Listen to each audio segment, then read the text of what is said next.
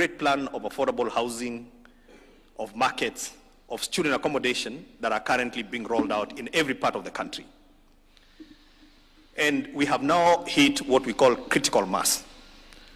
Critical mass is that the volume of number of housing units, over 160,000 units that are being supervised by these good people, over 280 markets, and soon we are about to start on student accommodation where the first round only, alone, Your Excellency, we are putting 177,000 beds. That in itself has created a huge demand for labor, and that is both formal labor. I know you get accused of creating mjengo labor jobs only, but a lot of people don't understand, Your Excellency, the long value chain that exists from this built environment. So that is what we're here to do. That is the business of the day today. So, Your Excellency, because this is not my day, it is your day to be able to address us, allow me to invite just a few speakers from the built environment, just to come and make a few remarks. The first one I want to invite is the president of Borax. He is the registrar. He's the one, they're the ones that basically register all the professionals. And they've been of great support. And even they will be even of greater support, Your Excellency, because we have got so many young people who are graduating with these degrees and are joining the formal market, but the economy is not creating enough jobs. So this is a good home for them to come in.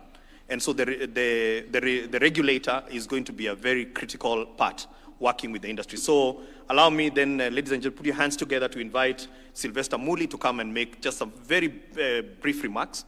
And then after him, I want to invite the president of the Institute of Engineer Sharma, who will follow him. And then in that order, because I don't want to interrupt. Then after that, Your Excellency, we will have two people. I'm going to invite Judy to come and speak on behalf of the consultants that are actually supervising the works. I think it's important that you hear from the horses' mouths themselves on how they're pushing on with the program. I'll come back later. Thank you. Your Excellency, the President, Cabinet Secretaries, Principal Secretaries, and all protocols observed. Good morning. Yeah, my name is Architect S.K. Muli. I'm the chairman of the Board of Registration of Architects and Quant Surveyors. This is a board that regulates the practice of architects and quant surveyors in the country. Indeed, this is a great moment because, Your Excellency, through the programs that we've created, you've given us opportunities that have never been seen before. Our architects and quant surveyors are greatly engaged throughout affordable housing programs, industrial buildings, schools, hostels, and many others. It's an opportunity that had never been seen before. And the professionals continue to support all these programs. We've got so far about 2,000 architects and 1,000 quant surveyors who are registered and who are able to undertake all these jobs. They have undertaken the programs that have already started, and also the graduates who have come out of universities and not employed have been given internship opportunities in these programs, and they are very busy, and they have got hopes that they can still also continue to get registered and continue supporting the nation. As the Board of Registration of Architects and Quant Surveyors, we've seen the government efforts in these programs. And in our last effort to review the scales of fees for architects and quant surveyors, we noted this and provided a clause that allows architects and quant surveyors to sit down with government and negotiate fees which are outside the scale of fees. But that is only for government projects, so that they can also be able to give support to these nice programs the government is undertaking. The prayer for the professions is that as we consider giving waivers to the contractors who also equally support the programs, we can also make a consideration that the fees that you are going to negotiate with these professionals, you consider a waiver so that the little you give them is not taken away by way of taxes. As we continue to support the nation to make everything affordable. We thank you very much for this effort, and we success in all the programs we are taking. Thank you very much.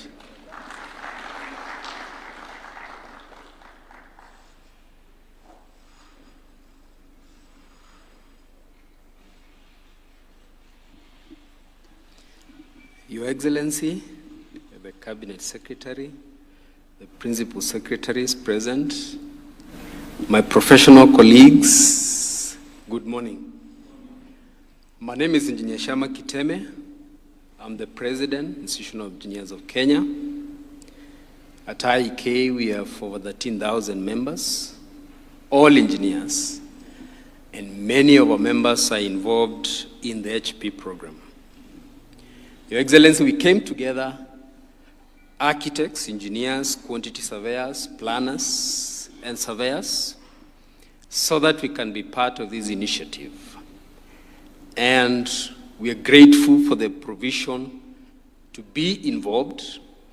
We are grateful for the promise it offers for our many graduate engineers, many professional engineers, many consulting architects. And I know the Borax chair has just mentioned about the issue of fees. But I also want to say that our colleagues who are involved in the program, they still hope that as this program continues to be rolled out, the set fees can be reconsidered so that we have something close to what we have in the statutes. Otherwise, we are 100% committed to supporting this initiative, Your Excellency. And there's so many students, so many graduates, they're very eager to be involved in this project. Otherwise, we're very honored that we can be part of this great initiative for this country. Thank you very much.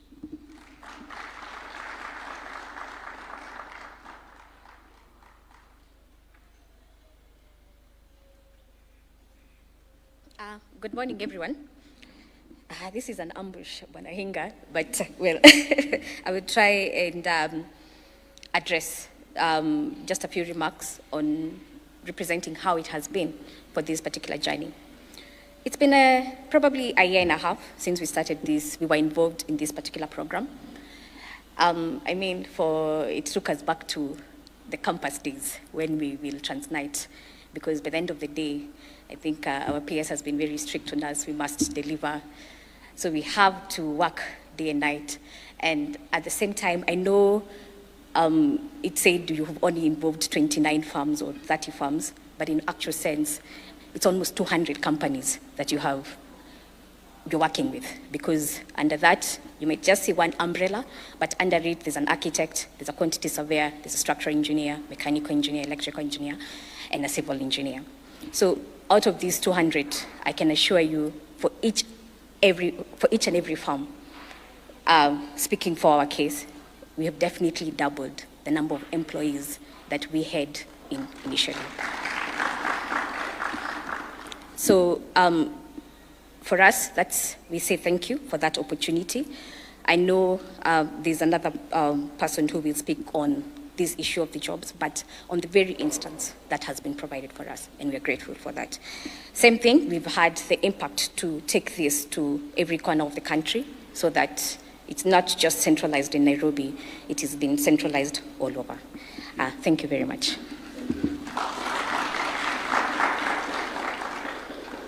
So, Your Excellency, before I invite Julius Kipketer to come and now talk about the jobs on the ground, allow me to recognize the presence of my colleagues, PSs, here with me from the ministry. Joel Arumonyang, Your Excellency, he's our regulator. That's where Borak sits, so I need to treat him very well. And then I have probably the most consequential PS in this program, lands, Your Excellency, because we cannot build anything without lands. Nixon generally, thank you so much. Allow me also to recognize CEOs that are here. Matthew from National Housing Corporation, and I have got ED of National Construction Authority, and I have got the CEO of the Affordable Housing Board, Sheila Waweru. We have DG Kibet. We have maybe the board members of Affordable Housing Board. You can just stand up and wave. We have got 3 of them. Members of, is there anybody else from NHC? The chair of NHC, is he here? I didn't see him. Okay. Anyone from National Construction Authority, led by the chair, sitting next to the president? Thank you so much. We have got a National Construction Authority. And then, thank you so much. The staff from the State Department of Housing, Your Excellency, if the government used to pay bonuses, these people deserve a bonus. They've really worked very, very hard. And then we also have the staff from Public Works. You can kindly stand. Thank you so much, the staff from Public Works. Anyone from Lands? Staff from Lands? Nixon came alone. Okay, there are 3, there are 4 of them there. Thank you. Thank you so much. So, Your Excellency, now I'm going to invite Julius Kipketer to come and speak on behalf of the jobs and what are actually our plans with these interns. Your Excellency, it's not just about hiring 4,000 interns. We must make sure that there is sufficient work. We are also considering shifts, doubling number of shifts that we are going to work. We have a deliberate plan to mop up as many people out there, Your Excellency, that are looking for a job. So Julius will come, and then after that, I will invite the chair of the Affordable Housing Board to make a few remarks, because, Your Excellency, without the money, we will not be able to pay these interns. So Julius, and then followed by Affordable Housing Board. Thank you.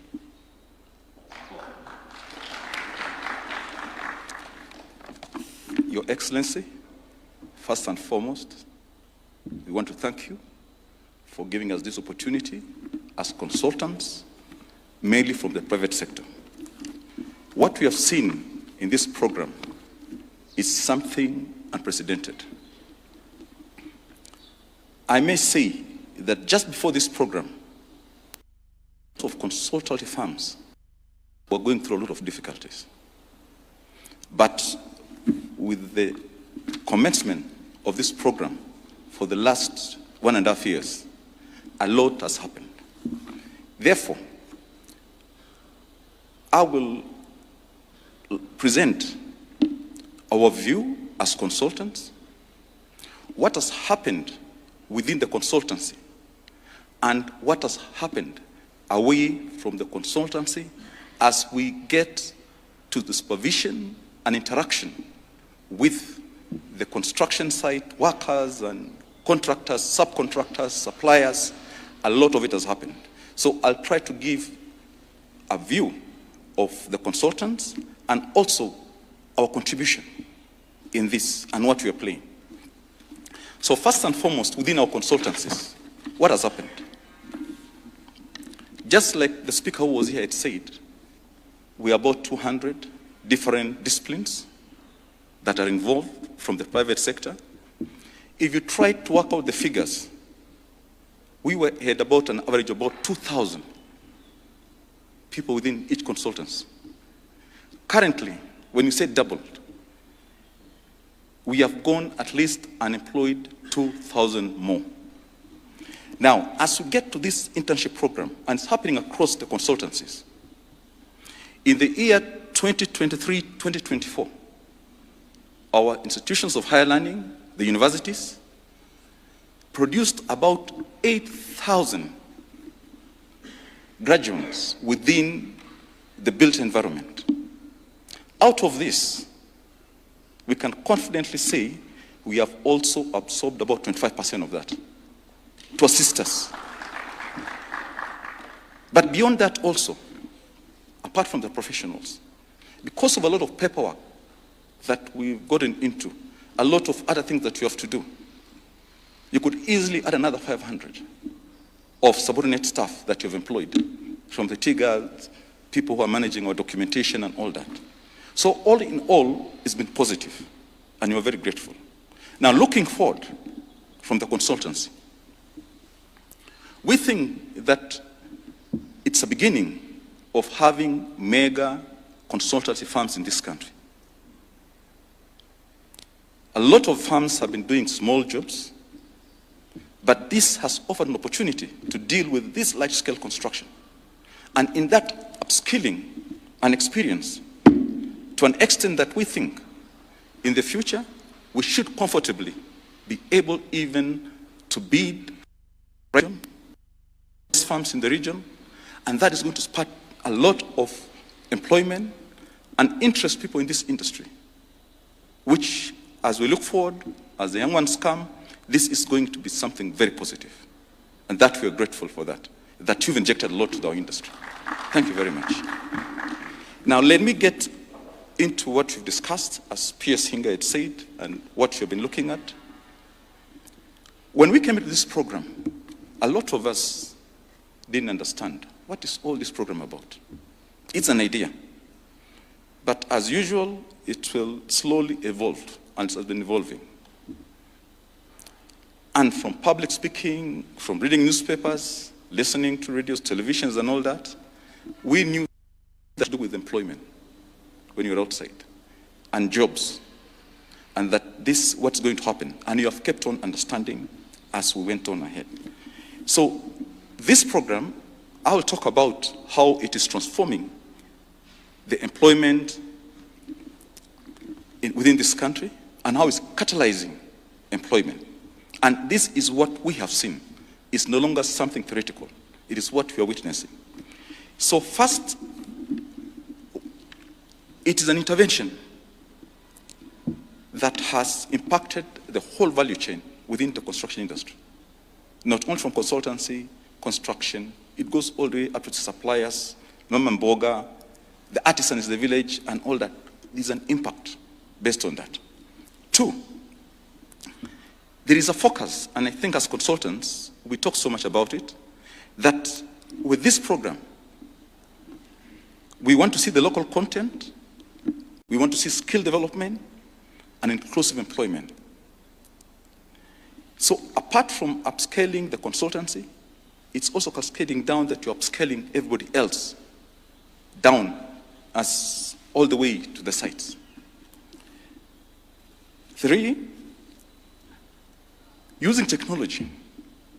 There'll be a lot of introduction of technology into construction through these programs.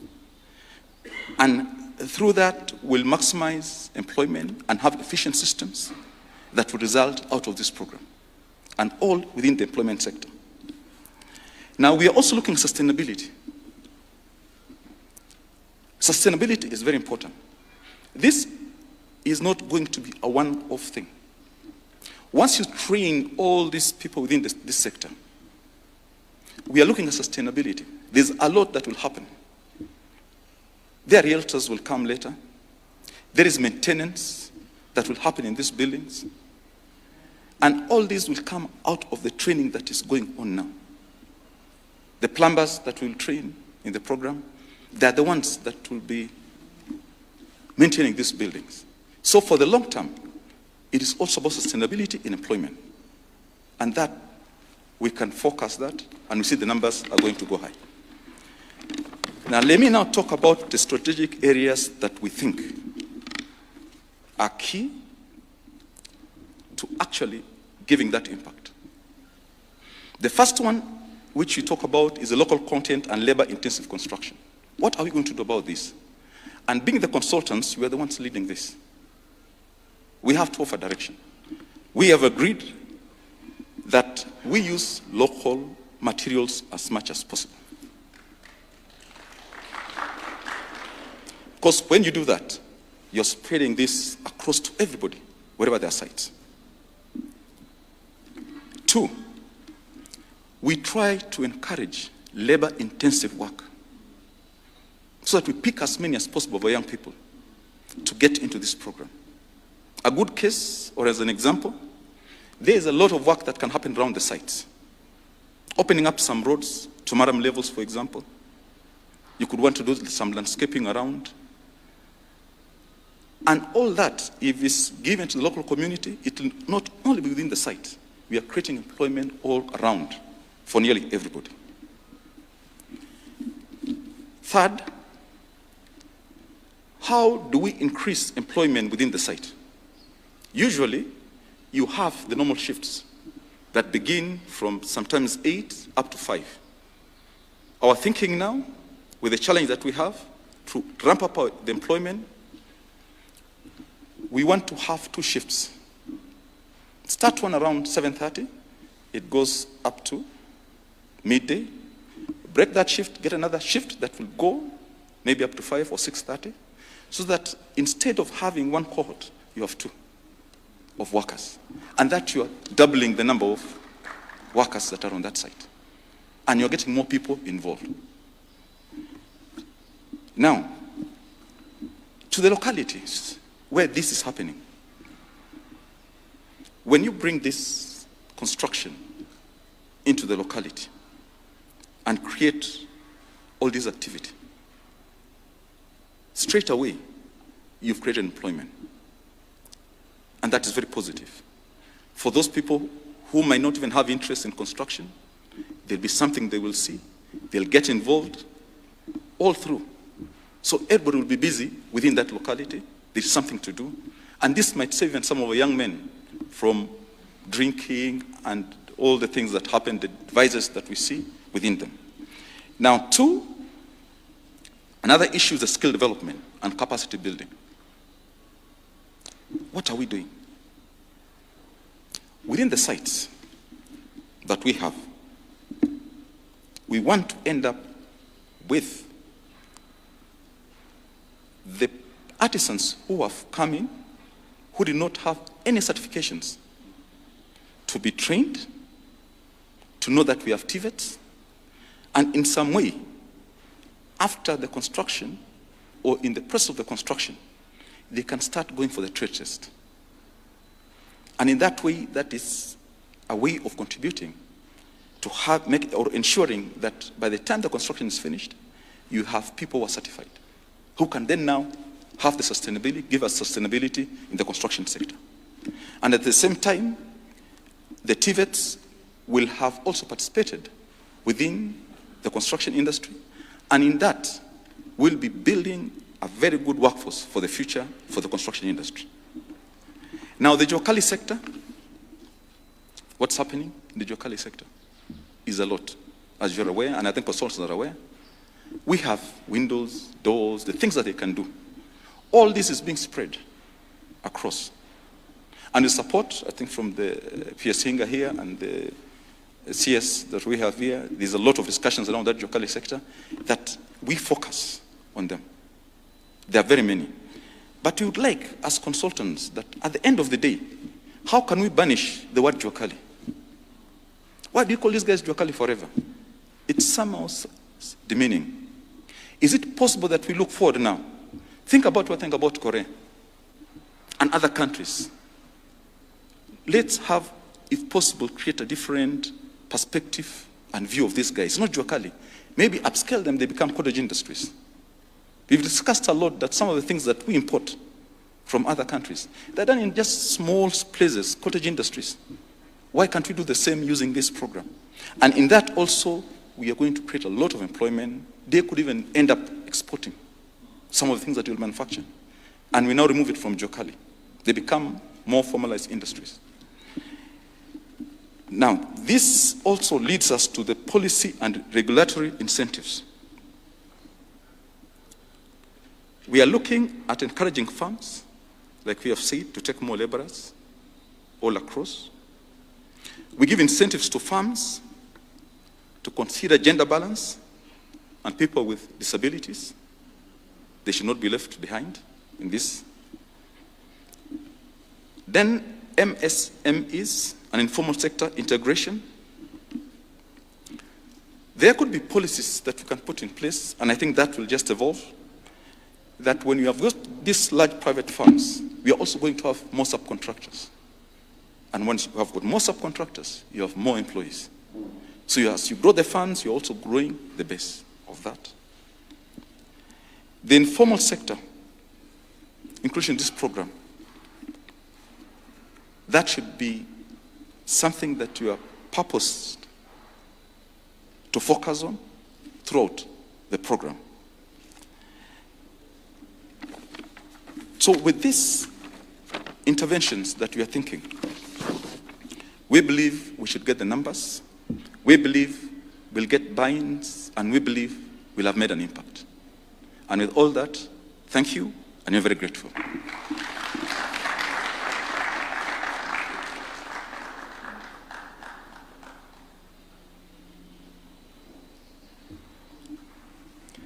Your Excellency, Cabinet Secretaries, Principal Secretaries, all protocols observed.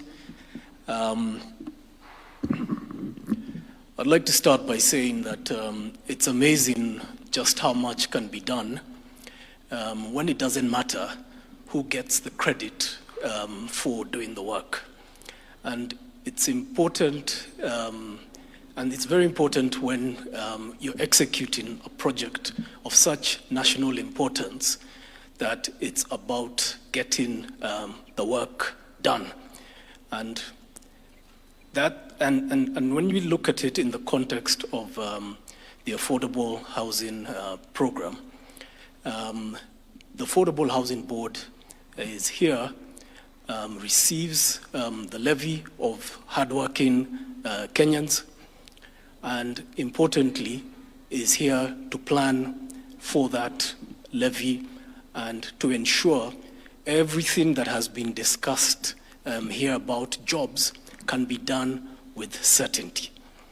And so the role of the board as far as providing certainty to the program is critical, because it allows that planning to be done into the future. To do 200,000 units a year, 1 million units, which is what the program has planned for, takes about 2.3 trillion shillings overall. So that is, and of course we know there is a bit of a funding gap to do that, but that is what the board and the assurance that the board will give all of you in the construction industry, all of the entire value chain, to know that we will inject a significant amount of funding into the program, and we will give you the certainty because, Your Excellency, you're very deliberate about the affordable housing program. All of you here are businessmen in one way or the other, and you had a business plan for this country. And the affordable housing program was part of your business plan, in addition to all the other key pillars. And if we look at other regions or other programs that have been successful in the past, if we look at the New Deal program out of the US, relief was one of the big targets and objectives of the New Deal program. And that relief was really about ensuring that there are immediate jobs that are injected into the economy. Recovery was all about how do we get out of this hole, because at the time the US economy found themselves in a hole. So Your Excellency, your business plan for housing is a plan that is one that we know is going to get this country back on recovery. It has got a long tail. We've got, there are lots of examples of where housing has successfully sustained jobs. If we look at the Egyptian model is the housing value chain employs 4 million people, and that has been a constant. And in addition to the jobs that are in the professional sector, the construction companies now in Egypt are over 1,500 middle to large construction companies that all have been developed from the housing value chain. So we are certain and we know that this is going to be an everlasting program that will ride generations. Your Excellency, you are in Mukuru and you said it was a very consequential day. Now, if I look at it in terms of in addition to the jobs, and importantly how we have been able to transform people coming from Islam and giving them dignity in terms of how they live. We've given them dignity in terms of financial dignity. In addition, this program is going to be about transforming the foundations of families. It'll be one of the most important aspects of any community is the nuclear family, and the nuclear family then leads into the nation. And what you've been able to do, in addition to all the jobs that we are going to be discussing today, is we're setting the foundations of how families and how the nation will be in the future. And we will thank you many years from now. And I would really like to request that all members here could really give the President a hand because of his courage. It was not easy to do what he did in terms of the affordable housing levy, but because of his courage, we stand before here and we talk about jobs that are going to be created in the hundreds of thousands because of this affordable housing program, and it is going to be the glue together with your wisdom to look at all the other pillars on health and the creative economy and others. But we see that we will thank you many years to come, and we appreciate you, and we appreciate the leadership of this country, and we pray that you may have a long life ahead of you, and we asante. Thank you.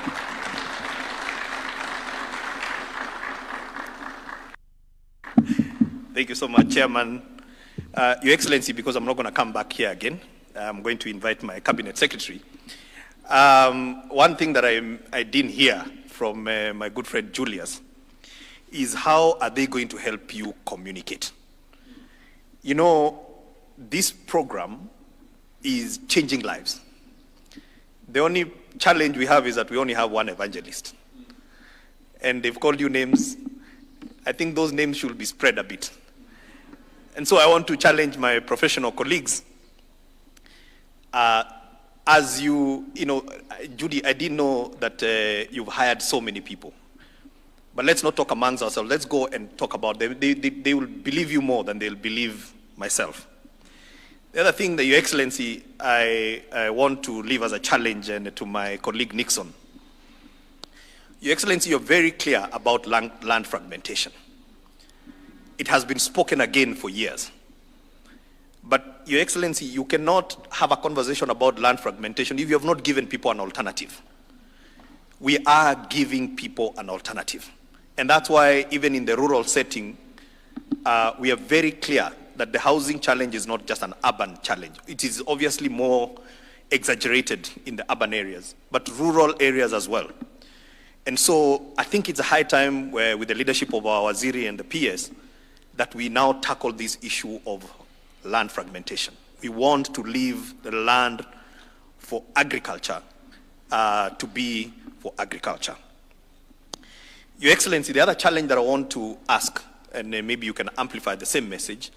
So today is a wonderful day, and I don't know how much the people will understand. There are 4,000 people all at once getting into professional jobs. It's a big deal. But there is also the question of what will happen after that. So I want to really challenge our professionals, because this program is not going to die. And I believe that because, Your Excellency, people have started to move into their new homes. I saw late last night, I was following you on social media, and I saw you've posted some beautiful photos of Geshogo. And I can see the comments are starting to become positive. There's a few here and there that will say one or two things, but the comments are very positive. So, Your Excellency, this program is going to be sustained. And I just want to ask our colleagues in the profession, take a leap of faith. You can back this program. Those interns that are coming in, have a plan to absorb them, so that we don't just have a program of just creating an internship, which is maybe 1 year, maximum 2 years, and then they have got nowhere to go to. This program is here to stay. And Kenyans are going to be the biggest defenders of this program. There are people who are saying I don't know if they go where it will be the first thing that they will reverse. Then the last point, Your Excellency, which is important that you also are able to amplify. As I said, initially they've been saying that, the president is only thinks that Kenyans need Mujengo jobs. Your Excellency, the difference here is leveraging large economies of scale. There are people who have said, stop the housing, focus on manufacturing, focus on jobs. What they don't realize is that you can't manufacture for nothing. You must have a consumptive demand. And the consumptive demand is providing dignity to every Kenyan. And as we solve the problem of dignity, you've then anchored the manufacturing program that we need. Your Excellency, very soon, and maybe before the end of this month, we now are going to move, and people will see, we have got the total lifts or elevators demand in this country, as we sit right now, before this program, was 750 elevators a year for this country. When we hit 100,000 units, our lift demand is 1,650, only for affordable housing program. And as we sit right now, it is over 2,750. That is what we are going out on tender on. And the question then is, should we just import the lifts, or should we now actually have a conversation that certain components of those lifts can be done here? Because, Your Excellency, if we go out there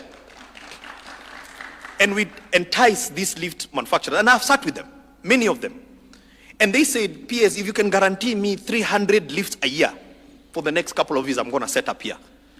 So we've got 2,750. We've got over 1,500 generators, because every one of these homes, Your Excellency, are going to have a backup generator. Because we're going up. So we don't want, when there is no power, people cannot be able to use the elevators.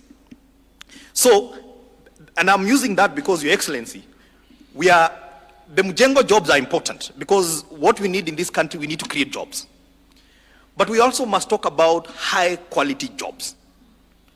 And there is no better space to create high quality jobs. Like, if we start manufacturing components of lifts, because it will take a while before the entire lift is manufactured here, but that is a step that we have taken.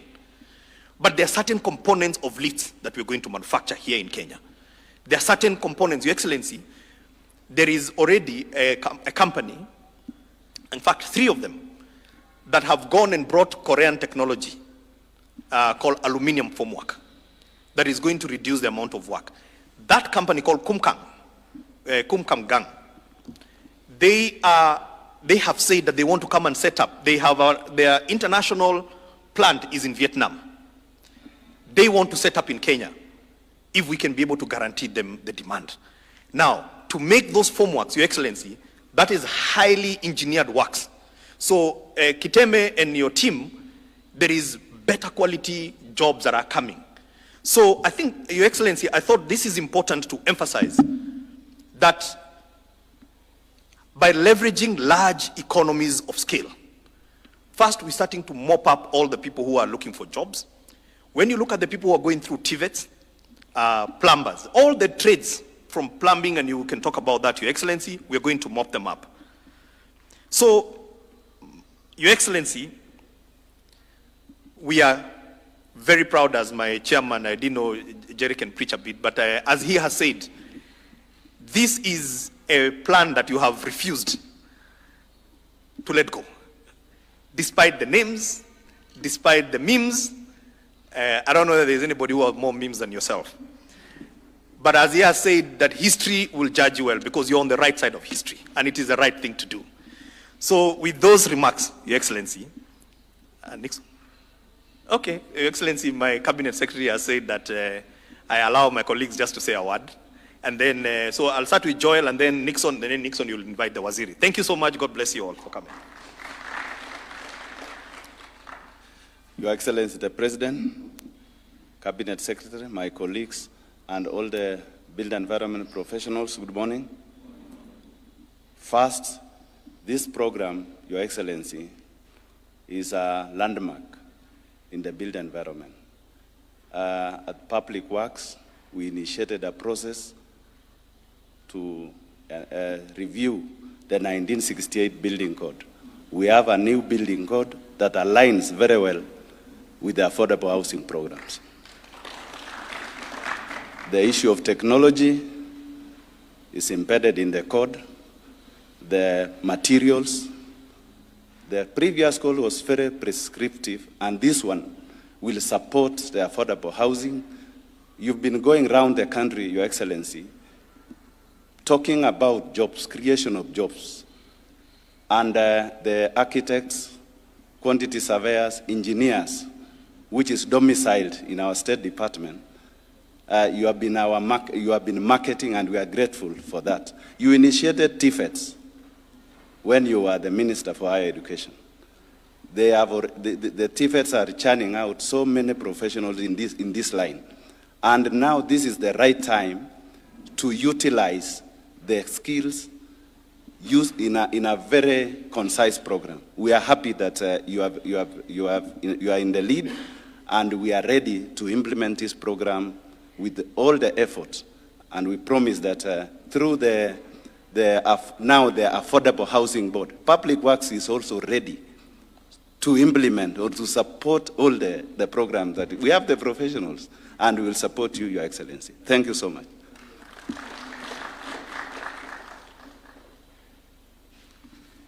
Thank you, Your Excellency. Mine is just to say what Hinga said about land fragmentation. And I think this is something that we've been discussing with my Waziri in regards to how do we tackle land fragmentation. And I think the issue of affordable housing is a big solution to this problem that we've had for a very long time. Because I remember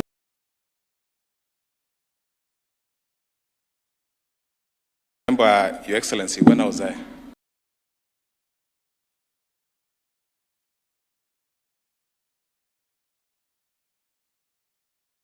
MP, we tried to bring this issue of how do we tackle this land fragmentation, and became a lot of politics.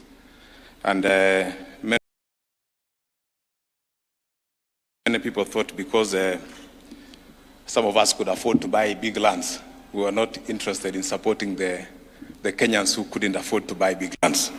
But it is important to know that we have a big problem as a country on how do we tackle the issue of the land fragmentation. And this issue of affordable housing is coming to sort this problem. I want to also to indicate the importance of affordable housing when it comes to the land sector.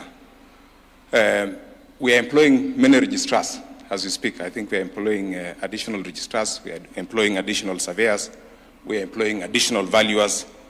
It is because of the housing program that we now have to sort the issue of land ownership and the issue of sectional titles, Your Excellency, has been an issue that we've talked about for a very long time.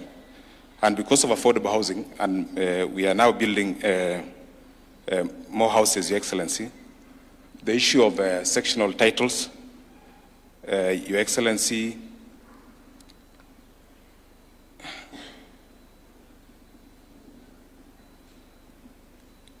the issue of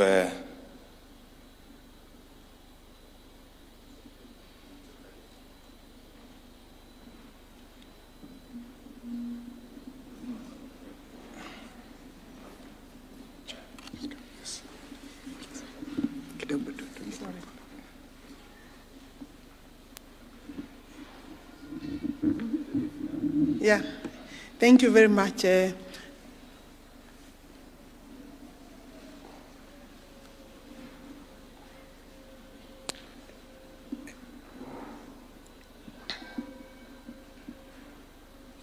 Thank you very much, Your Excellency.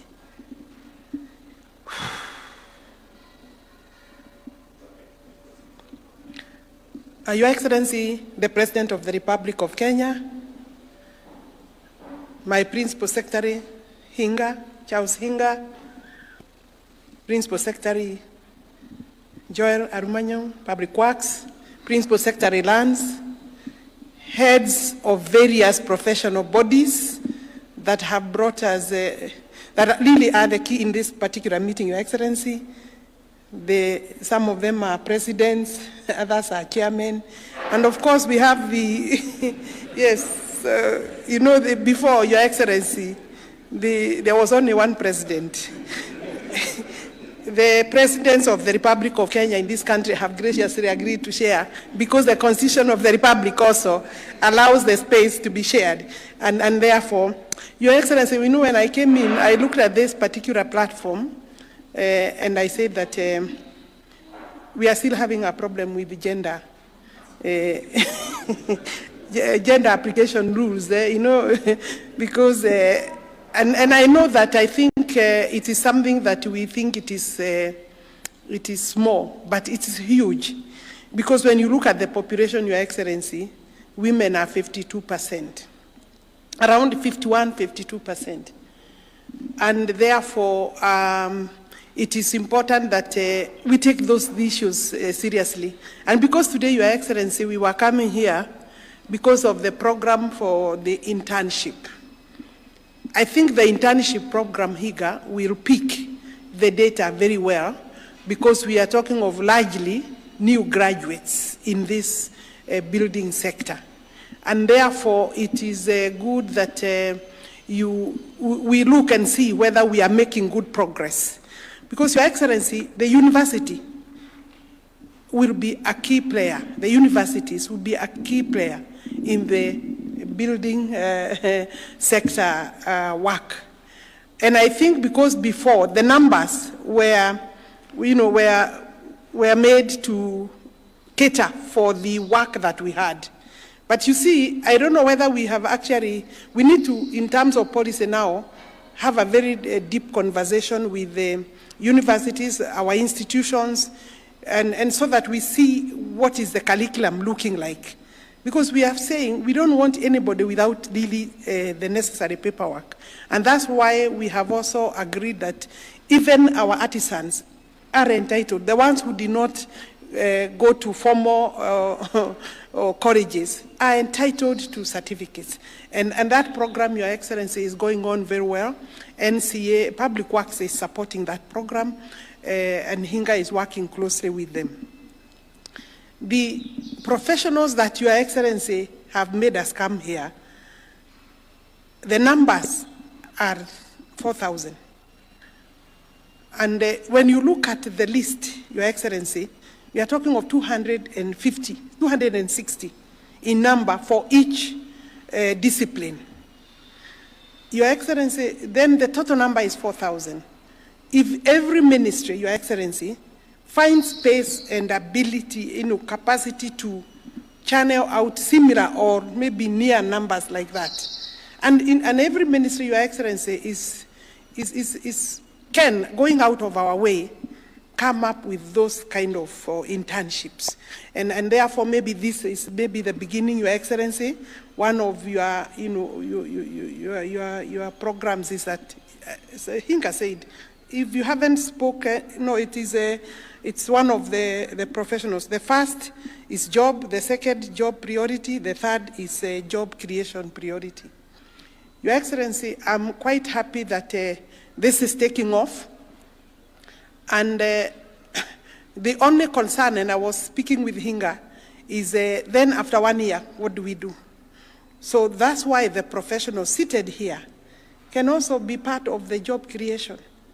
I don't know how many people they have, or the jobs that are supposed to be done by others after we have allowed them this space. So you must be able to think outside the box so that once these jobs are available, these students, these new graduates, these new interns, they will have quite hands-on experience, and it is up to all of us to be able to absorb them.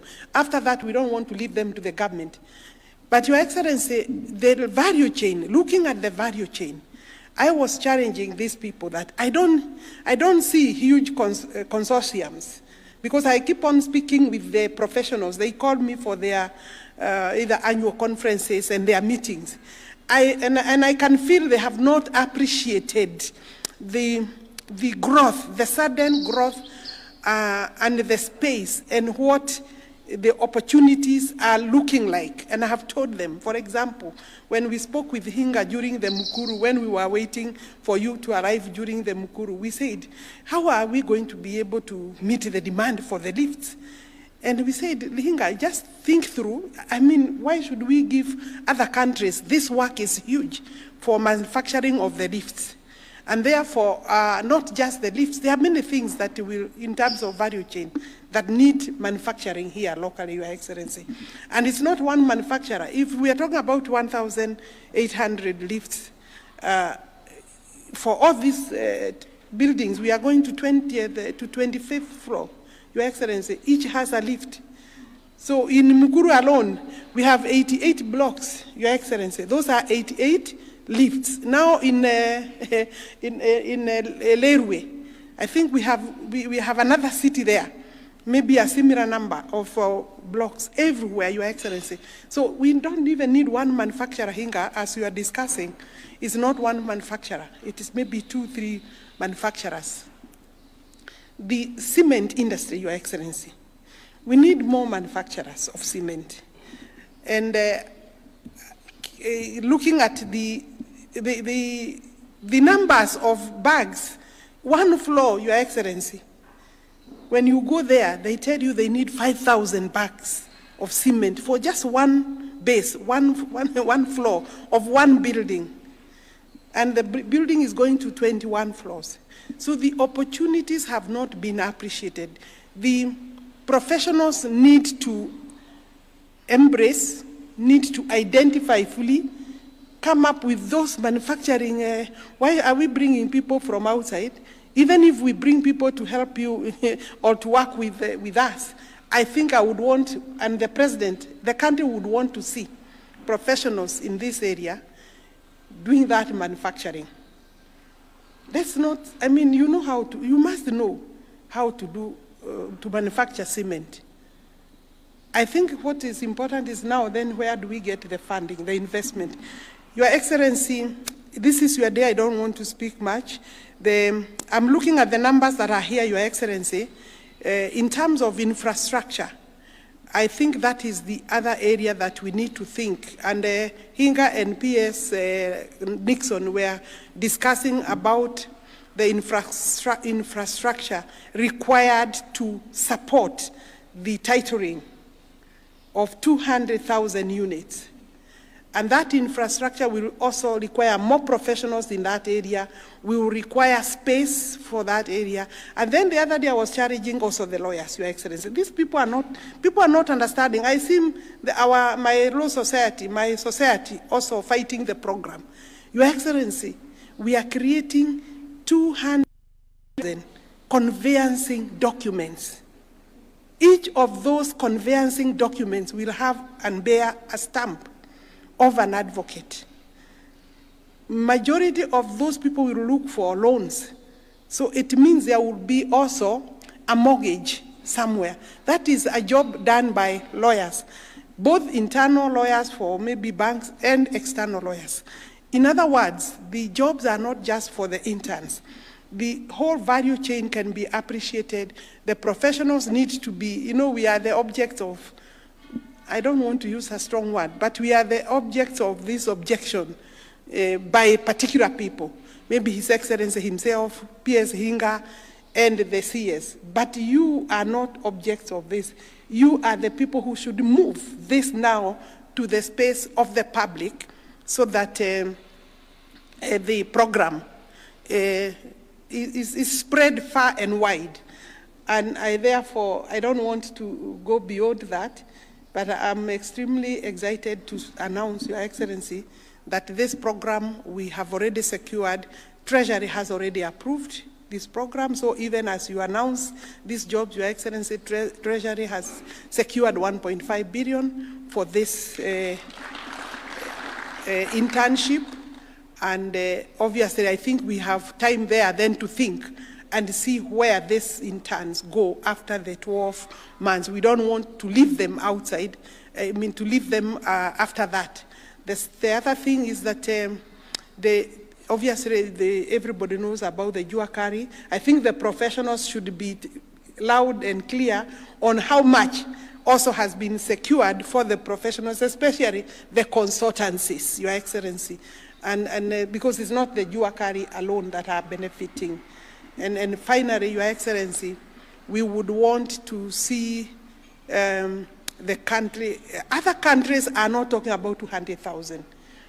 Of course, in Africa, Your Excellency, I can confirm as your CS, in Africa, maybe South Africa may be a little ahead of us, but I think we have overtaken them, Your Excellency. We will be leading in Africa in terms of the number of units that we channel out. So go, and do not listen to the obstructions and negative remarks from people who want to fight with a program that has taken off, and there is no way this program, Your Excellency, in this country, that it will fail. Where we are, Your Excellency, this is a baby who is running. It's not a baby who is crawling. This is a baby on the track running, and we must reach the end goal. We must touch the end of the rope, or the rope where we are headed, and that is by ensuring that we have 200,000 units per year, a minimum of 200,000 units. The investment in this industry, then, Your Excellency, means that we would have much more. We could even double or triple, and I believe that in the next maybe 1 year, Your Excellency, your energy and our energy should be now driven towards ensuring that investors now come on board. We are able to offtake because of the fund. We are able to give guarantees so that we can actually leave the construction to these people here and the people who, so that we can just continue with the policy ourselves and leave now the program to investors. With those remarks, join me to bring our president to launch the internship program under the Housing and Urban Development. Thank you very much. Please, let's take our seats. Good morning, everybody. Karibuni sana.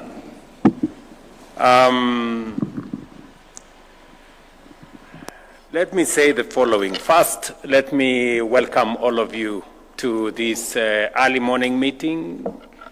It's not by fault that it is called. You know, Nairobi is what it is during this time of the year. Karibuni sana.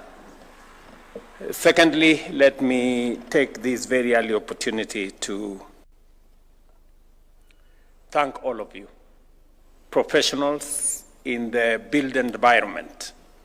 I know here we have architects, we have quantity surveyors, we have engineers of all shades, electrical engineers, mechanical engineers, civil engineering, the people in design, and everything in between. And let me say to you, on behalf of this administration, thank you very much for your partnership.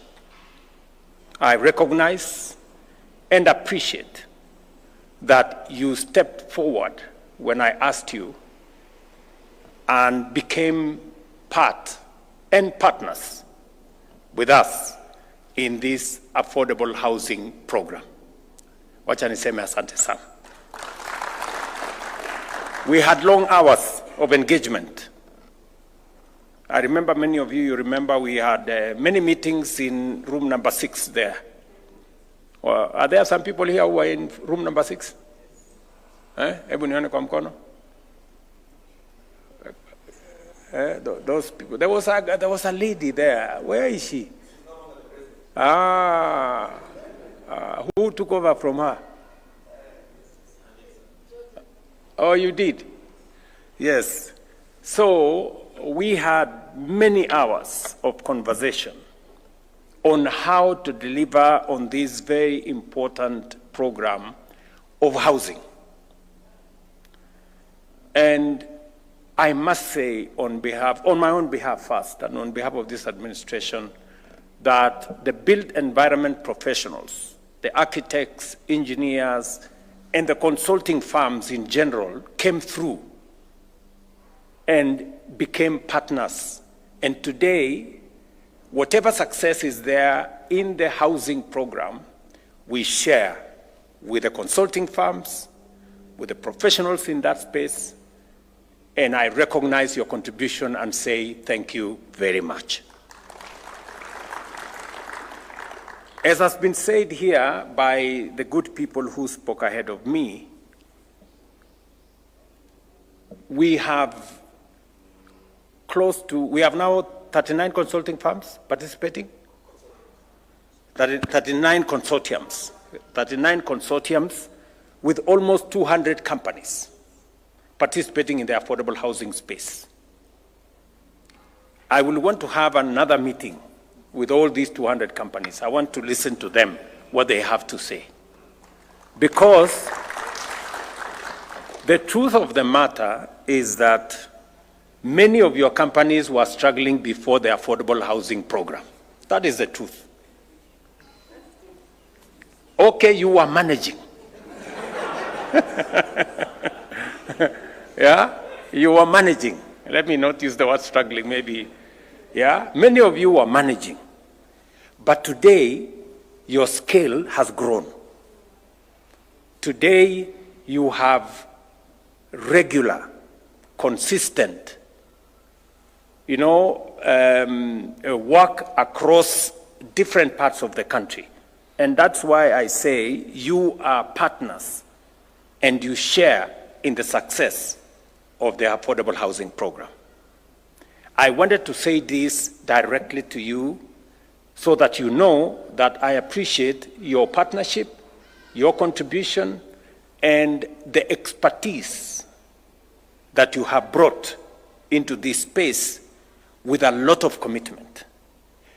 If I was asked among patriotic Kenyans that have made a contribution to the development of our nation, I will recommend the professionals in the built environment. If there are patriotic Kenyans who have gone beyond the call of duty, I know we negotiated your fees. You don't get the fees that normally you would. And you did this because you are patriotic Kenyans and you want to support this program and you want this program to succeed. But I can also add and say, but you have also scale of work that you have never witnessed before. That's the truth. So there is a balance. You have negotiated your fee, we negotiated your fee a bit, but also you have a wider scope of what to do. And that is why, from your own admission, you've had to hire more people, you need more staff, you've hired more professionals to join your companies and to join the professional space that supports this affordable housing program. And I also want to say to you, thank you very much for taking on board more young people to join your firms to support this affordable housing program. Nasema asante sana.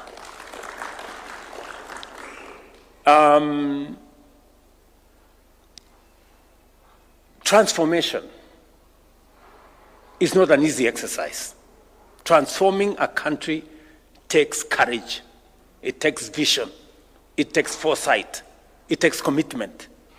It doesn't come easy. If it was easy, many would do it. Why haven't we taken 60 years to do the housing program that we always knew was the right thing to do? I remember the Prime Minister of Singapore, a country we fondly quote. Oh, you know, Singapore has done this. You know, Singapore today, 95% or whatever, 90-something percent of people in Singapore are homeowners. I had a chat with the Prime Minister of Singapore here when he visited me. And it wasn't easy for them to implement the program that today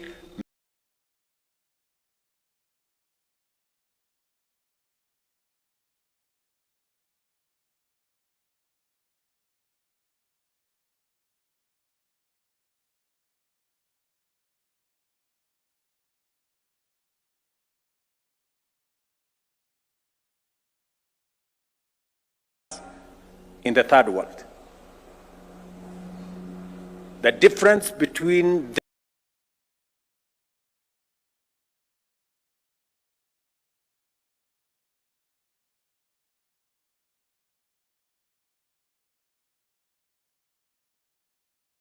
them being first world and us remaining where we are is the kind of leadership and the decisions that were made in 60 years.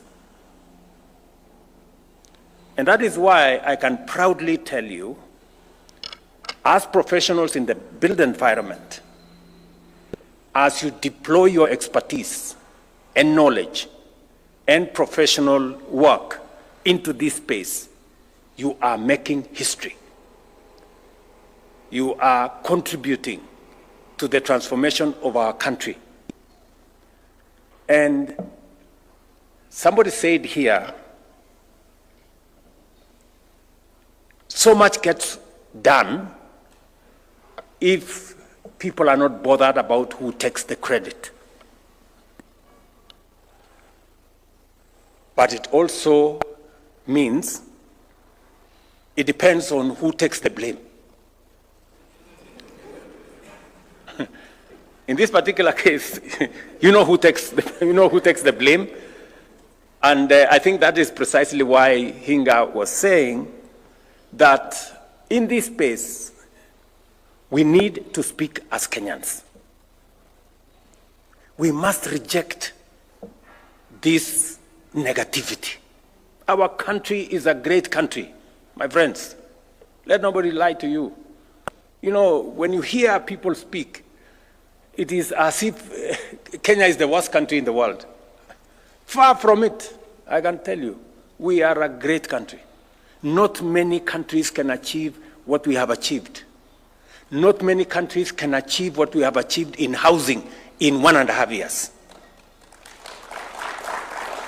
Yes, we are a great country. And we must reject those who want to tell us otherwise. That, oh, you know, Kenya is a failed state. Which failed state? Where? Do you know what a failed state looks like? So, let me tell you that my commitment to the transformation of this country is not reversible. Nothing is going to stop me from driving the transformation that is going to change Kenya and take us where we have always wanted to go. From stabilizing the economy, and I want to assure you that we are working meticulously to make sure that our economy is sound. I am very clear in my mind what we need to do on making sure that we have a sound economic platform to work on to drive our transformation. You know, many people want simplicity, you know. They do not, they even don't believe in numbers. But friends, numbers are very stubborn. Truth is very stubborn. You can say all the lies you want, but the truth will not change. Our inflation was at 9.6 in 2022. Today is 3.8. Fact.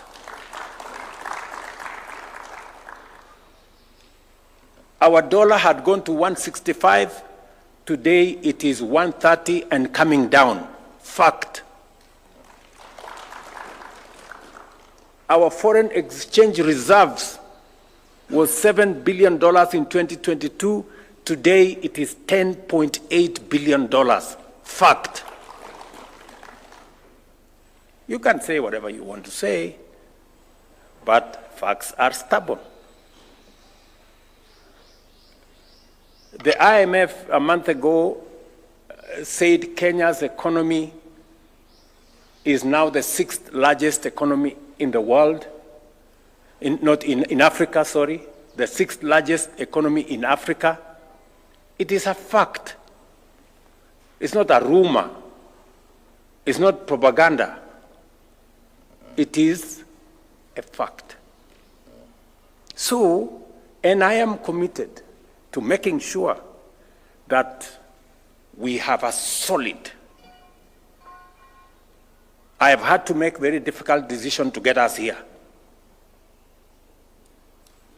And I have no regret whatsoever that today I can confidently tell the country that our economy is on sound footing and we are going to improve on it.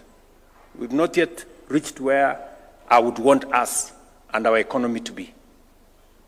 We're making the right steps. We are making interventions. We're making decisions on how to align our economy so that we can be able to predictably see what the future looks like. I am very clear in my mind on what we need to do with our agriculture to make sure that we create a food security system, deal with inflation, deal with the cost of living, make sure that the cost of food does not cause a crisis. 60 years after independence, we must be sure about food security in Kenya. And we must make the right decisions. And I'm very proud that we have, for example, reduced the cost of importation of sugar by 80%. We have reduced the cost of importing maize by 80%. We will shortly be a sugar exporting country because we are making the right policy decisions. We have increased our production of milk. We have increased our production of tea. We have increased our production of coffee, and we are driving productivity in the agricultural space so that we have food security and so that we can export more and create more foreign exchange. These are things that keep me awake because it is one assignment that I have undertaken that I must do for this country. It is not always that you get an opportunity to be president. Yes, it comes once in a lifetime. So when you get that opportunity, don't waste it, right? Because I hear so many people saying, you have taken on too many assignments. You know, you should do some of these now, you should wait, you remain popular so that you can implement some of them some other time. Let me tell you, good people, the transformation of Kenya has delayed for far too long. We cannot wait for a day more, or a week more, or a month more. Let's do it now and transform our country. Let the others, we can pick up the others as we go. Are we together? So I am very clear in my mind, and that brings me to housing. I know we're discussing here about, and that is the essence of us having this meeting this morning. The housing program, not just affordable housing, because we have an array, we have a whole stock of social housing. We have a whole stock of affordable housing. We have also market housing that responds to everybody out there. This whole housing program, yes, is about housing, is about dignity, is about making sure that we eliminate slums, is about making sure that citizens live in decent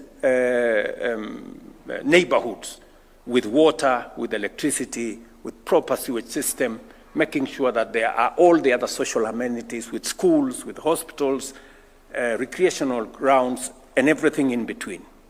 That's it. But it is also about creating job opportunities and inspiring our manufacturing sector. And I am clear in my mind that these are priorities that we must achieve.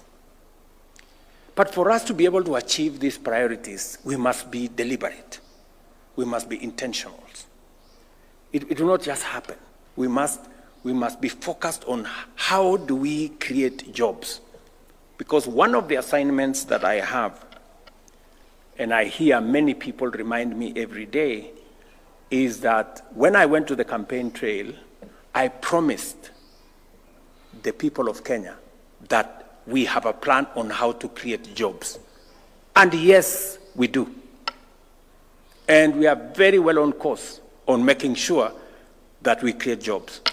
I can say confidently, we have never had a clear plan as a nation on how to create jobs as we do today. And that's why I'm bringing you here as professionals. What do I want us to achieve? I want us to achieve the following. Number one, we have your farms. We have 200 companies here.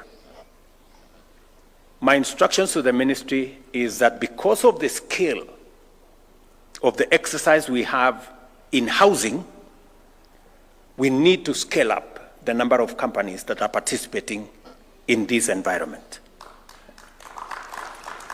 Because when we started, we had to start with a few, 39 consortia.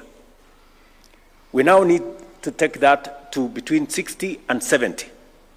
So we will be bringing on board more companies, more professional companies, engineering firms, architects, we will be bringing design companies, and all the other real estate professionals, and we'll be bringing them on board.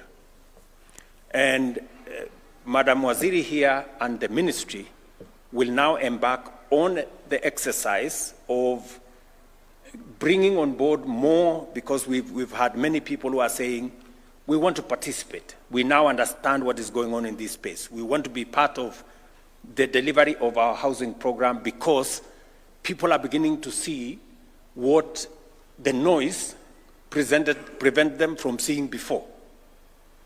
So that is number one. And I want to ask the chairman who are here, both from the Institution of Architects and Engineers. Is it Architects and Quantity Surveyors? Yes, together with the other professional bodies, to work with us so that we can bring on board more firms, because the scale of work that we have today has overstretched many of the companies that are working with us. That's number one. Number two, we want to bring on board another 4,000 professionals into this space. Young graduates from our TVETs, from our universities, to work with you and your firms and work with us so that we can scale up the level of supervision, scale up and accelerate the work that we want to achieve in the affordable housing program, because we believe that it is possible for us to do what could be done in 2 years, we can do it in 1.5 years. And what could be done in 1.5 years, we can reduce it to 1 year, so that we can accelerate the delivery of the affordable housing program, of our markets, of our hostel program, and all the other programs that are in this space. That's number two. So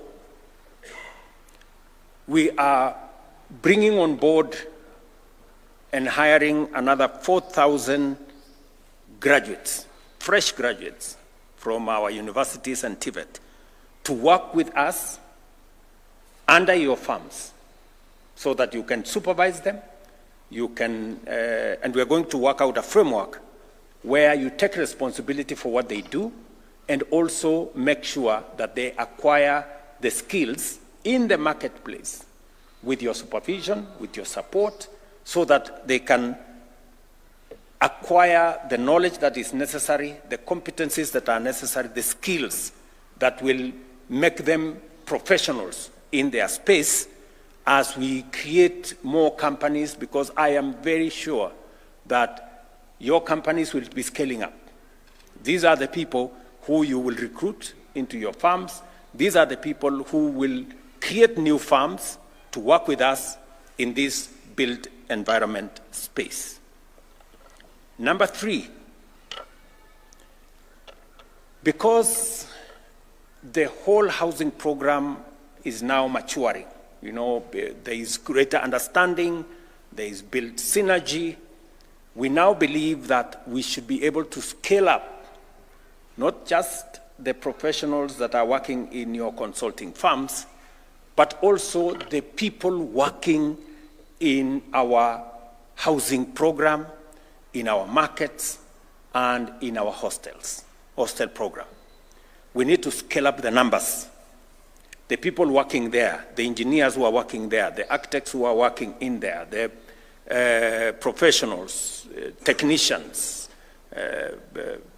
plumbers, you know, carpenters, and everybody else working there. So my instructions again to the ministry and in collaboration with yourselves is that we need to double the numbers. Today we have close to 320,000 people working in the housing program.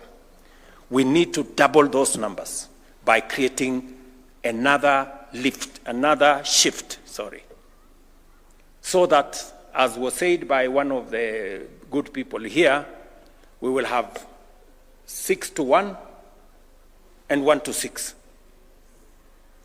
You know, so that we have, I think we'll have 8 hours between 6-1 and 1-6. 6 in the morning to 1 o'clock, and then 1 o'clock to 6 o'clock. I think that creates us a good balance and then you people will help us, you know, discuss how that is going to be realized, so that we can carry on board the many professionals that are coming out of our TVETs and our universities. We have many plumbers coming out. We have many carpenters. We have many electricians, many other people in between, the people who are in that space. And yet we also have a lot of young people out there yearning for something to do. So again, my instructions to the ministry, working in collaboration with yourselves, and to now reorganize the space so that we can scale up the number of people working in our housing program from 320 to 600,000. That we can do in the next 2 to 3 months, working with the contracts that already exist. And I am very confident that this will not only accelerate the delivery of our plan, it will also create a bigger momentum for the delivery of this whole program, because many more Kenyans out there are asking, how do we take this into the future? Architects and engineering graduates will join your planning and design teams, which already are working with us. Quantity surveyors and economists will support cost estimation, value engineering, and all the things that we need to make sure that this moves faster, but with a lot of clarity.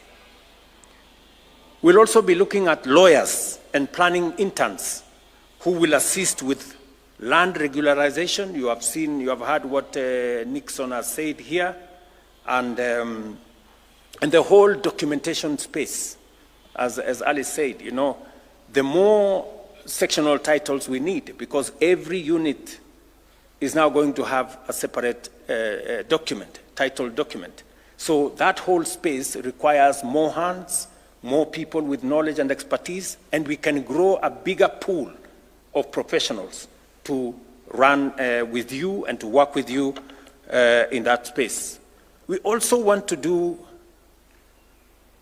apart from that whole space of making sure that we double the number of people working in the housing space. A fifth thing we need to do under this program is to professionalize what we are calling the Juakali. I agree with you that those people in that space called Juakali are no longer Juakali. I was explaining the other day that right here in Soweto, is it? We gave them a contract of 720 million shillings. Which Juakali has a contract of 720 million? How many serious companies, corporates, get a contract of 700 million? Not many, you know? So to call them Juakali is actually a misnomer, and it is not right. So what we want to do is to bring on board technical staff to now work with the Juakali sector to formalize what has for a very long time been informal. We will hire professionals to work with the Juakali people so that we can now scale them up to become serious entities, even though they could be micro or small enterprises. But we want them in that space where they do professional work. We've had a long discussion with them, and if you listen to some of them, the quality of what they are making is improving. Because today, they are not doing one window, they are doing 1,000. So because they are doing 1,000, they have improved, and we have insisted. You know, if you listen to them speak, now they are saying, we told them, and we told the contractors that we are not going to import things that we can manufacture in Kenya. But the fact that it is local doesn't mean low quality. It cannot be, you know? So yes, we are going to have it local, but it has to be as of the quality as the one that we would have imported. That is the discussion we have with them. And for us to make sure that the people who are local manufacturers produce quality that is not substandard, high quality products, we want to support them with professionals to work with the Juakali people so that we improve on the quality of what they are producing, whether it is windows, whether it is doors, whether it is hinges, and everything else that we have around that built environment, which we have said will not be imported. They will be manufactured locally, but high quality products manufactured locally to build the capacity of our local professionals now in the Juakali sector, to scale them up so that they can produce high quality products. And for your information, today they are very different from what they were producing before. Because the other thing we have done is to standardize the products in this space. When you standardize products, then you can produce them en masse. And when you produce them en masse, you can standardize what you are producing. And that is the space what we want to do with this program. From where we have reached, now we need to take it a step further so that we can work with the Juakali people and make sure that we improve the quality of what they are producing. I am saying this to you as professionals so that you can work with us, you know, as the firms that are working with us in this space, to make sure that we don't compromise on quality. Even as we localize production, quality must remain what it should be. We will also be looking at, as part of this exercise, hiring management graduates who will also support in our project delivery, because this is a big project. We also contractor oversight, because we have so many contractors. And also, the beautiful thing about this project is that the many companies that now are growing, and we've been deliberate in trying to make sure that we grow local construction companies. The beautiful thing about this project that makes me very proud is that all the 170,000 housing units that are under construction, that construction is being undertaken by local contractors. You know? So we are also developing a pool of serious local contractors. We are building their capacity by exposing them, giving them work. Sometimes when they struggle, we support them so that as we build bigger companies out of professional engineering companies and architectural companies, we are also building construction companies that are local, that will undertake this exercise. But also, we want to look at the future. You know, we want to build companies that can also undertake regional projects. You know, once you have a CV that says you have supervised 1,000 or 5,000 housing units, you have a good CV to take to another place, and you can also work globally. So these are the things, the 5 or so things that I want us to achieve using this program, and it is the reason why I wanted us to have this conversation so that we can move together in tandem. The ministry here is going to work with you as the frontline office of government, but also we're going to work with all the counties to make sure that we accelerate all the other requirements, documentation, and work with artisans, bring on board all the aspects of work that is required as we do all the other things that we are doing.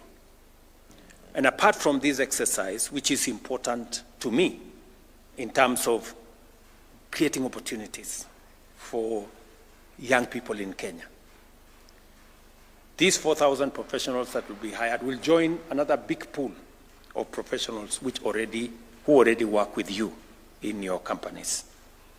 And I want to encourage you to provide opportunities, because these young people will be working under you, under your companies, under your supervision and tutelage, that you assist them to acquire necessary skills and provide them opportunities for jobs as we look into the future and as we build stronger companies, local companies, through you, through the contractors and all the other people that are working with us in that space. Of course, we have also other interventions that we are working, not just in this space. But this is a very important space for me, because apart from creating opportunities for work, we are making real impact on people. We are transforming lives of people. We are changing the destiny of many citizens. People who never imagined that they would one day own a house. That owning a house is a present reality for many of them today. Some of them are beginning to realize their lifelong aspiration to own a place they call a home that belongs to them. You know, you'll be surprised that there are things we take for granted. You know, the biggest thing I saw in Mukuru that was, you know, out of this world is that the people moving from the slums, where 3, 4, 5 families share one toilet for pay, the biggest thing they said was, for once, I have a toilet to myself. You know, you people, you know, you have 4, 5 toilets in your house. You take that for granted. You don't think about it. You know? Go share a toilet with another 2, 3 families, and then you will know the indignity of what that means, you know, and how important it is for us to run this program. You know? I keep hearing people who keep talking, oh, this housing program, who told you we need houses, everybody has their own house. You know, you may think everybody has their own house. That is not true. There are 7 million Kenyans living in slums, sharing toilets, with no water, with no electricity, with no roads. You know, we should be sensitive about what we say. So, good people, you know I'm very passionate about this. Very. You know, I'm very passionate about this because I know what impact it makes on people's lives. Because it makes a world of a difference for us to run this program. And I am very confident that this program is going to succeed, and we are going to transform our nation in a phenomenal way. This country is going to change when we are here, when we are seeing. Just watch this space, you know? You know, the transformation that is going on in Kenya, from Mukuru to Mandera to Mombasa to Kisumu to every big town in Kenya today. And it's just 1.5 years. Just imagine what's going to happen in 10 years. How is Kenya going to look like in 15 years, in 20 years of this program? This country will change. We don't need miracles. We don't need magic. We just need to do this. You know, what we are doing consistently, persistently, until it is done. And you can count on my support 100%, making sure that this happens. We must do this for the millions of young people who are looking for work to do. We must do this for the transformation of our country. We must do this so that people can be homeowners. And you see, Hinga and Waziri here have told you, we have a pipeline of 700,000 houses that we already have identified where to build. We have a shortage of 2 million houses. And it is growing. So we are going to be on this affordable housing for the next 20 years before we can meet.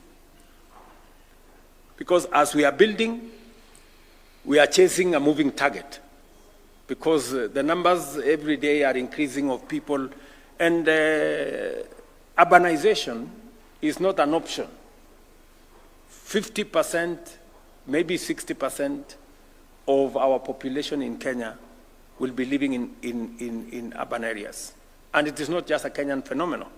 It is a global phenomenon. And it is the reason why we must prepare ourselves. Either we will have urbanization that is disorganized, where people are going to live in squalor, or we organize it ahead of time and live in a place that we can all be proud of. And I want to encourage all of you that let's focus on what we need to do. I am happy to have a conversation on how best we can deliver this program. I am happy to listen to you as professionals in this space, in the built environment, on how you think we can do this better. I know there will be a conversation about fees. I know you want us to have a conversation about fees. But before we have a conversation, and I have no issue, I will want to have that conversation. But I want us to have that conversation in the context of how do we make this program much more cost effective? How do we make this program, how do we accelerate the delivery of this program? I am happy to have a conversation. If you promise me that we can do this faster, we can do this better, we can do this much more cost effectively, we can discuss the fees.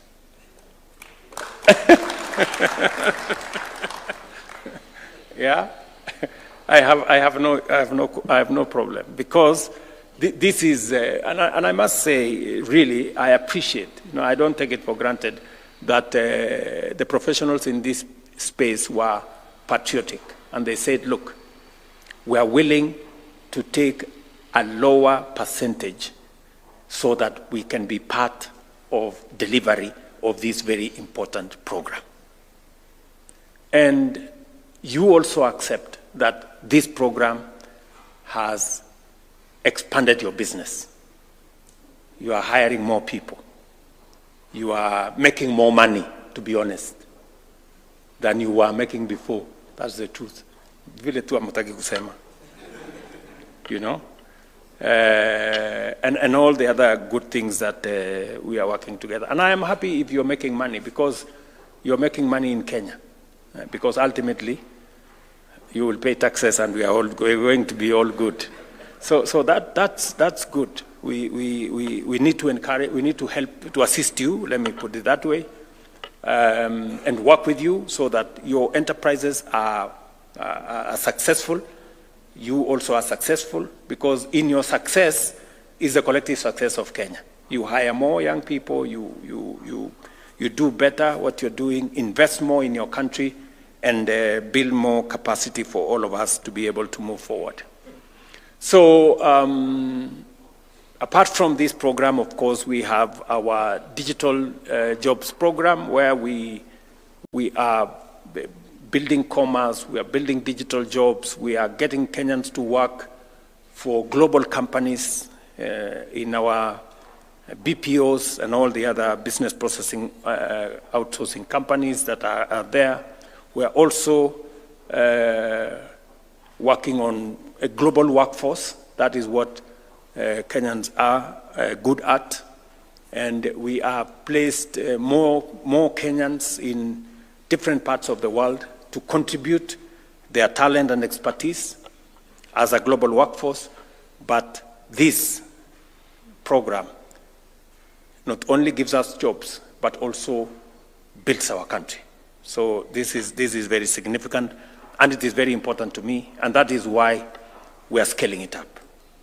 Scaling it up at the level of professional firms, scaling it up at the level of contractors, scaling it up at the level of professionals working at our sites, and scaling it up as all the people who are working in our housing program. So with those many remarks, let me say I am very happy that this morning we are having a productive conversation on how to create more jobs, build stronger companies, and build capacity and momentum for us to be able to create decent living conditions for the people of Kenya, and afford as many Kenyans as we can the opportunity to be home owners as we work together in this space. So we will continue, and I want to promise you, as I do to the people of Kenya, we will continue engineering, our success. We will continue with great innovation, insight and foresight to make sure that we get our nation moving. And I am all in making sure that Kenya changes. And I am intentional, I am deliberate, and I am clear in my mind that we will change Kenya for the better. In our lifetime, as long as we believe in ourselves, and as long as we don't buy into unnecessary negativity that doesn't take our country anywhere. We have no other country. We must get this one working. This is our responsibility. We must get it working. And we have the best country, I can tell you. We just need to get it doing the right thing, the right synergy, the right mindset, focus, you know, and move forward. So, asanteni sana. Congratulations on what you're doing. And we will have that other conversation at the appropriate time. Asanteni sana. Round of applause for His Excellency one more time. So this brings us, we may take our seats briefly, brings us to the end of this session. Your Excellency, with your permission, we'll just arrange very quickly for a quick photo opportunity with these great professionals, and that will be the conclusion of our session today. So just a few...